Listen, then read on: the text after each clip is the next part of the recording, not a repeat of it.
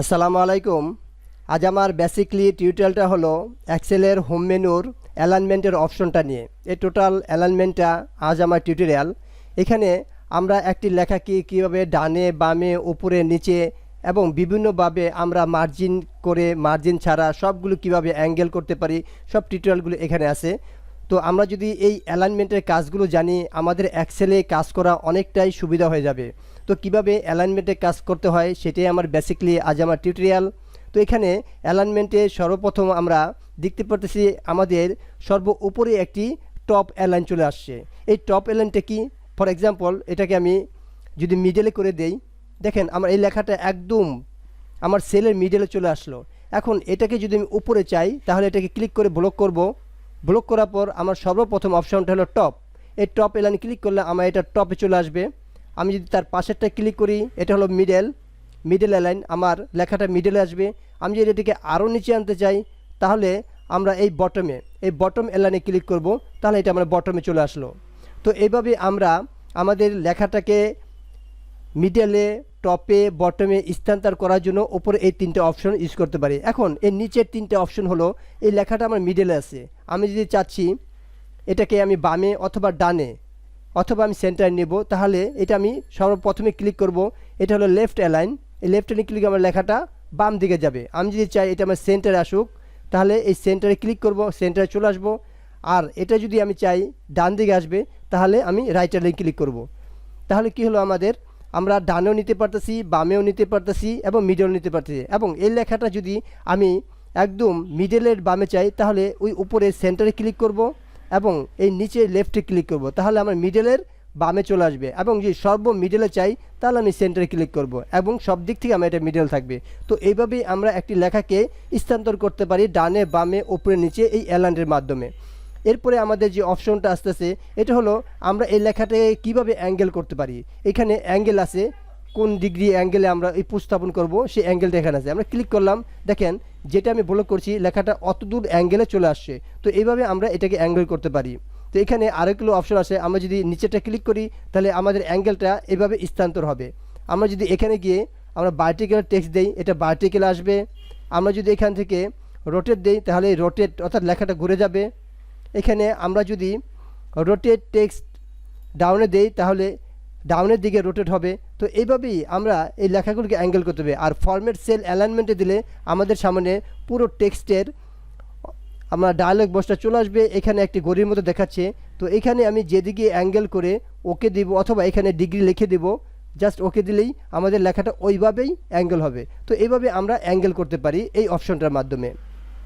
আর আমরা যদি এটাকে না চাই যে আমাদের আগের পজিশনে আসতে হয়, আমরা আবার ফরম্যাটে যাব, এই ঘড়িটা ধরে আমরা সোজা করে দেব, সোজা করে দিয়ে অথবা এখানে জিরো লিখলে হবে, জাস্ট ওকে, আমাদের লেখাটা আগের পজিশনে সোজা হয়ে যাবে। এরপরে আমাদের এই অপশনটা আসতেছে, আমরা যদি এটাকে স্টেপ বাই স্টেপ ডানে অথবা বামে নিতে চাই তাহলে আমরা এই ডানে অথবা বামে এখানে আস্তে আস্তে ক্লিক করলেই এটা আমাদের ডানে অথবা বামে যাবে। আর এটা যদি আমরা আরেকটু ক্লিক করি আমাদের ডানে আসবে, আমরা যদি আরেকটু বামে ক্লিক করি আস্তে আস্তে আমাদের বামে আসবে। অর্থাৎ এটা হলো স্টেপ বাই স্টেপ আমরা ডানে বা বামে সরাতে পারি। এটার জন্য আমরা ডাইরেক্ট সেন্টার নিতে পারি। দেখা গেলো এটা আমার ডাইরেক্ট দরকার নেই, আমাদের আরেকটু চাপানো দরকার, সেক্ষেত্রে একটা ক্লিক করলেই আমাদের আস্তে আস্তে ডানে বা বামে আমাদের এটা স্থানান্তর হবে। এরপর আমাদের যে গুরুত্বপূর্ণ একটি অপশন আছে সেটা হলো র্যাপ টেক্সট। র্যাপ টেক্সটটা হলো, সাপোজ মনে করেন আমি একটু ছোটো করি কাজের সুবিধার্থে,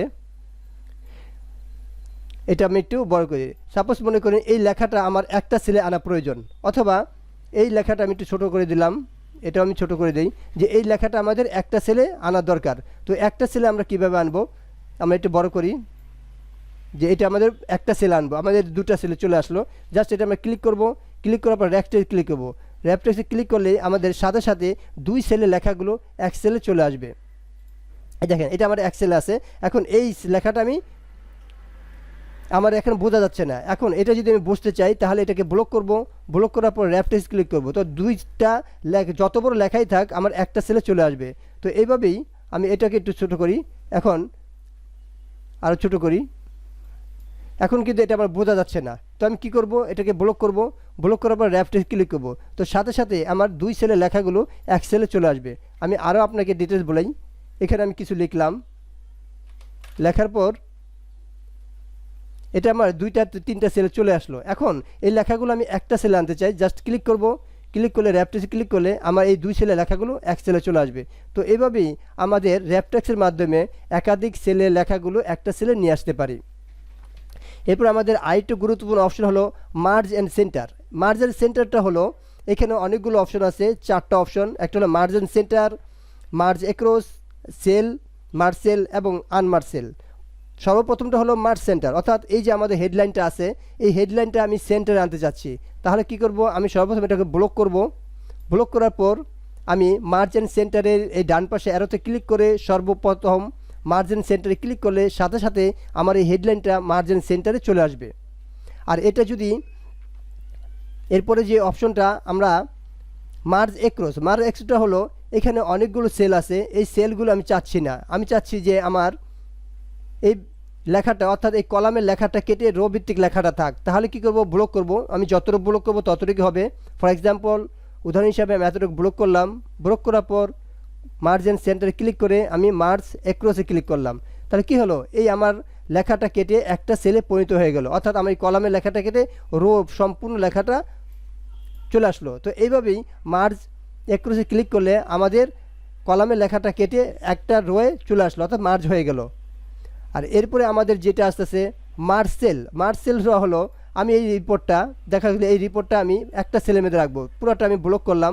ব্লক করলে কি হবে, আমি এখানে যাব, যাওয়ার পর জাস্ট মার্জ সেলে ক্লিক করলেই দেখেন আমার এই রিপোর্টটাই শুধু একটা সেলে চলে আসলো, বাকি সেলগুলো আমার মার্জ হয়ে গেল। তো এইভাবে আমরা মার্জ সেল করতে পারি।